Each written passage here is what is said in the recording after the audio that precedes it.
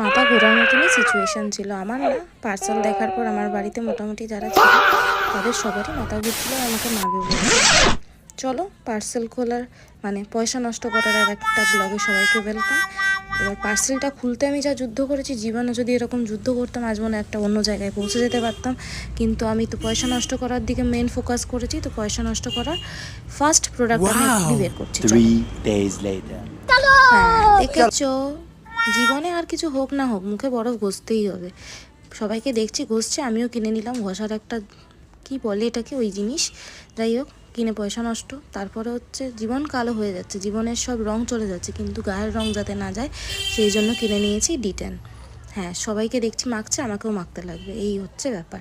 এবার আওয়াজ শুনে বোঝার চেষ্টা করছি যে এর ভেতরে কী রয়েছে, কিন্তু যা মনে হচ্ছে যে এর ভেতরে খুলতে খুলতে কি আছে সেটা ভাবতে ভাবতে আমার বয়স হয়ে যাবে, মোটামুটি বয়স হয়েও গেছে। চলো যাই হোক দেখি কি আছে এর ভেতরে।